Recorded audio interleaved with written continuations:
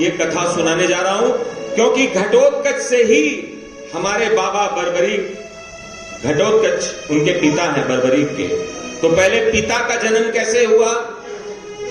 जब दुर्योधन ने विषाक्त भोजन खिलाकर पांचों पांडवों को गंगा जी में डुबा के मारना चाहा, तो भीमसेन जी ने अधिक भोजन किया था, क्योंकि इनका शरीर विशाल पर्वत के समान था। तो इनको कालकूट विष अधिक जाने के कारण ये मूर्छित हो गए, और फिर लता पाश से बांधकर दुर्योधन ने इनको गंगा जी में डाल दिया। गंगा जी में जब डाल दिया तो ये गंगा जी में जब नीचे गए तो वहां पे नागलोक था, सांप, और सांपों ने इनको डसना आरंभ किया। तो विष से विष कटता है। दुर्योधन ने जो खाना खाया था उससे जो विष था वो सांपों के विष से टच होने के कारण वो खत्म हो गया, और दुर्योधन को चेत आ गया।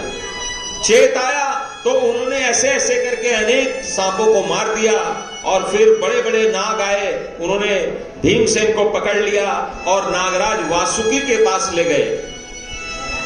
भीमसेन पांचों पांडव ये कोई साधारण मनुष्य नहीं थे, ये तो भगवान के अवतार थे, भगवान के विभिन्न जो रूप हैं उनमें से थे। और इनको आकाश में, धरती में, पाताल में, जल में, हर जगह जीने का इनको वरदान प्राप्त था। ये कहीं भी आ जा सकते थे, पानी में भी कई महीनों सालों तक जीवन यापन कर सकते थे। और जब ये नागलोक में गए तो नागों ने कहा कि एक मनुष्य को लेके आए हैं। तो नागराज वासुकी को कुछ पता नहीं था, उन्होंने बोला कि इसको मार दो, हटाओ, फेंको, हमें उतना टाइम नहीं है। तभी वहां पर आर्यक नाम के एक नागराज आए और उन्होंने बोला, अरे रुको रुको रुको, मैं तो इस भीमसेन को जानता हूं, ये तो शूरसेन जो मथुरा के राजा हैं उनका नाती है। और शूरसेन वासुकी नाग के दूर के रिश्ते में भाई लगते हैं। तो हमारा जो नाना नाना जब भाई हो गए, दो नाना मिल गए, तो नाती भी तो उन्हीं का हो गया। तो बोला ये तो आपका नाती है। तो बोला इसको क्या करें, इसको धन दौलत दो।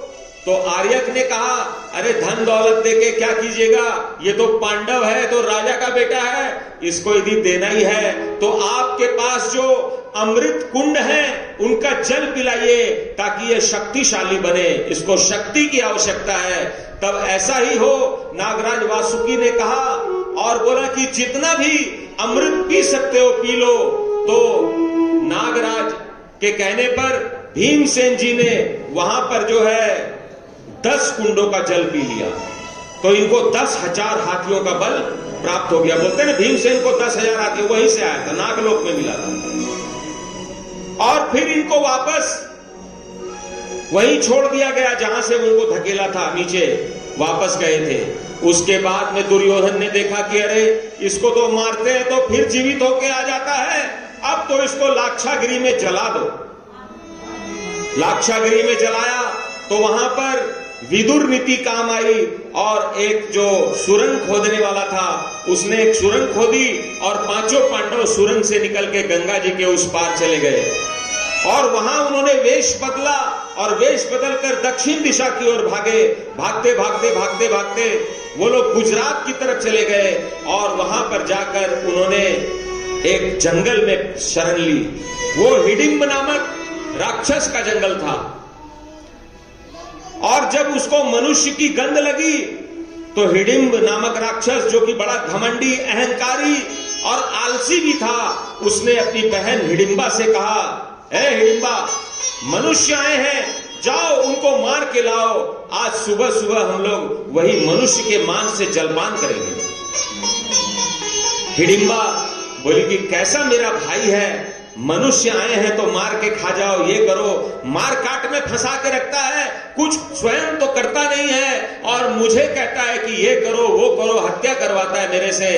तो जब वो मनुष्य की गंध की ओर वो राक्षसी हिडिंबा गई तो उसने देखा कि 4 युवक तो सो रहे हैं, एक युवती कुंती माता सो रही है, उसको क्या पता कि ये कुंती इनकी मां है, और एक हट्टा कट्टा सजीला नौजवान जो पर्वत के समान हृष्ट पृष्ठ था वो वहां पहरा दे रहा था। तो उसने सोचा ये तो मारने लायक नहीं है, ये तो प्यार करने लायक है। बोलो हिडिंबा देवी की।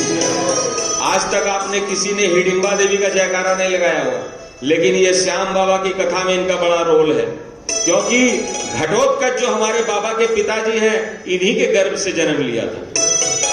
और जब सुबह हुई तो बोली कि मैं आपसे विवाह करना चाहती हूं। सुबह जब जाने लगे तो पीछे ही पड़ गई कि विवाह करूंगी नहीं तो मैं मर जाऊंगी। तब माता कुंती ने युधिष्ठिर जी से कहा कि क्या बात है, देखो तो सही। तो युधिष्ठिर जी ने बोला कि ये तो बोल रही है कि मैं मर जाऊंगी यदि मेरा विवाह भीमसेन से नहीं कराया तो, ये तो करके ही मानेगी। तो उन दोनों का विवाह कुंती माता के आशीर्वाद से बोला कि चलो करा दो, लेकिन एक नियम रहेगा, शर्त रहेगी कि ये दिन भर तुम्हारे साथ रहेगा और फिर 1 साल के बाद हमारे पास लौट आएगा। फिर भीमसेन से उस हिडिंबा को एक संतान की प्राप्ति हुई, जिसे घटोत्कच कहा जाता है। बोलो घटोत्कच महाराज। घटोत्कच कोई साधारण योद्धा नहीं थे। कर्ण के पास में दिव्यास्त्र था, ब्रह्मास्त्र था। उस ब्रह्मास्त्र को यदि समाप्त नहीं कराया जाता तो धर्म की स्थापना होना बड़ा कठिन था।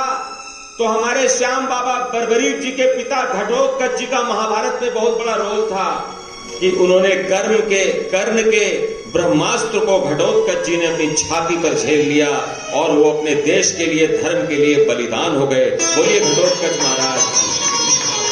और पीछे वो अपनी संतान बर्बरीक को छोड़ के गए। बर्बरीक जी जब बड़ा हुए, वो तो महाभारत युद्ध में उनका बलिदान हुआ था ना, मैं महिमा बता रहा हूं घटोत्कच की क्या है। जब बर्बरीक जी का जन्म हुआ तो अपने माता पिता के सामने हाथ जोड़कर खड़े हो गए, जन्मते ही युवा हो गए, और बोला कि मेरा नाम रखो। ऐसी ऐसी बात हुई।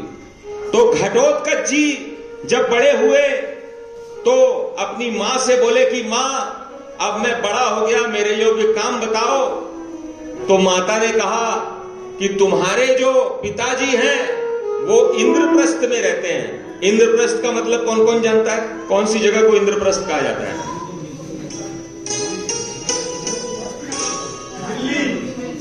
दिल्ली। जो जिन्होंने बोला उनको 10 करोड़ रुपया अमिताभ बच्चन से दिलवा दिया जाए। अमिताभ बच्चन को फोन किया जाए, बोला कौन बनेगा करोड़पति में जो आपका फंड इकट्ठा है, दिल्ली जिन्होंने बोला उनको दे दिया जाए। तो ओरिजिनल में कौन दे रहा है? 10 करोड़ का आशीर्वाद ही तो दे रहा हूं आपको। बोलो खाटू नरेश की। हस्तिनापुर को पांडवों की, माने दुर्योधन की पुरानी राजधानी थी। हाँ ठीक, अभी उसकी भी आएगी बात। तो इंद्रप्रस्थ में तुम्हारे दादा रहते हैं और तुम्हारे चचेरे दादा भी सब वहीं रहते हैं। भगवान कृष्ण भी वहीं तुमको मिलेंगे। तो जब कोई बच्चा गांव में बड़ा हो जाता है तो उसे कहा जाता है कि अरे शहर चला जा, वहां मेरा एक मित्र रहता है, उसको तू जाके कहना वो तेरे को नौकरी पे लगा देगा। और वो जब लड़का गांव से आता है तो चाचा जी, मेरे पिताजी ने आपको भेजा है, हमको कोई नौकरी दीजिए। तो उसके चाचा जो है फ्रेंड पिताजी के, वो फैक्ट्री में कोई नौकरी लगा देते हैं, चपरासी उपरासी का, और नौकरी करने लगता है, उसका जीवन चलने लगता है। बोलो खाटू नरेश। वैसे ही जो वो है घटोत्कच दिल्ली आ गए, और दिल्ली में जब आए तो वो दिल्ली में बहुत बड़ा महल था पांडवों का, जो मैदानों के द्वारा राजधानी बनाई गई थी इंद्रप्रस्थ, उसको आपने देखा था। अब तो भारतीय जनता पार्टी की सरकार आ गई है, मैं कोई पार्टी पॉलिटिक्स नहीं कर रहा हूं। जो इंद्रप्रस्थ का गौरव था राजधानी का, वैसा ही गौरव अब लाने का प्रयास आरंभ हो गया। बोलो यमुना मैया की। और युधिष्ठिर जी ने कहा भगवान कृष्ण से कि घटोत्कच बड़ा हो गया है, अब इसके विवाह के योग्य कोई कन्या बताइए। तो जब कहा तो अब भगवान कृष्ण पंडित जी का रोल करने लगे। जैसे हमारे घर में कोई पंडित जी आता है तो तुरंत आप लोग बोलते हैं कि हमारा लड़का, हमारी लड़की बड़ी हो गई है, इनके लिए पंडित जी कोई लड़का लड़की बताइए, विवाह करना है, या इनका जन्म पत्री बना दीजिए, बोलते हैं ना। अब भगवान कृष्ण पांडवों के घर में पंडित जी बन गए। उनको युधिष्ठिर जी कह रहे हैं कि हमारा बेटा घटोत्कच बड़ा हो गया है, इसके लिए कोई लड़की बताइए। तो भगवान बोले कि चलो ध्यान लगाता हूं, इसके लिए कौन सी लड़की ठीक रहेगी। श्री कृष्ण गोविंद हरे मुरारी, हे